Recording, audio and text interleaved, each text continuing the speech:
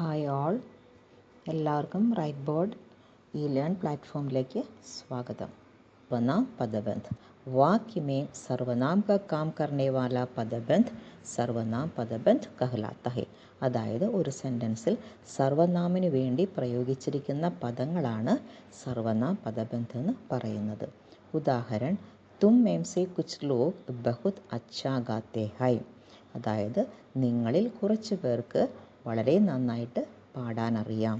യഹാം തും മേം സെ കുച്ച് ലോഗ് സർവനാം ക കാം കർ രഹാ ഹൈ, തും എന്നുള്ളത് സർവനാം ശബ്ദമാണ്। ആ സർവനാം ശബ്ദത്തിന് വേണ്ടി പ്രയോഗിച്ചിരിക്കുന്ന കുറച്ച് പദങ്ങളാണ് നിങ്ങളിൽ കുറച്ച് പേർ।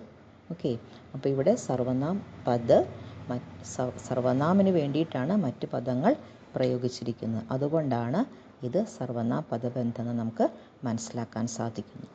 ഇനി അടുത്തത് വിശേഷൺ പദബന്ധ്।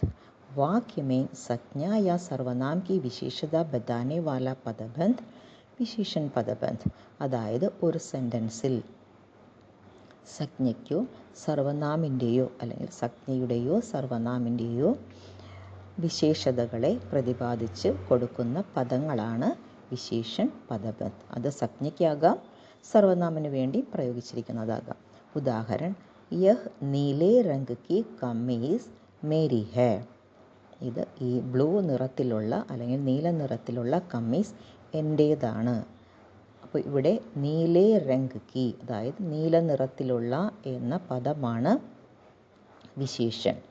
ഓക്കെ, അപ്പോൾ യഹാം നീലേ രംഗ് കി കമ്മീസ് കി വിശേഷത ബതാ രഹാ ഹൈ, അപ്പോൾ കമ്മീസ് എന്നുള്ള സംജ്ഞയ്ക്ക് വേണ്ടിയിട്ട് പ്രയോഗിച്ചിരിക്കുന്ന വിശേഷൺ പദങ്ങളാണ് നീലേ രംഗ് കി। ഓക്കെ, അതുകൊണ്ടാണ് നമുക്കതിനെ വിശേഷൺ പദബന്ധം എന്ന് വിശേഷിപ്പിക്കാം।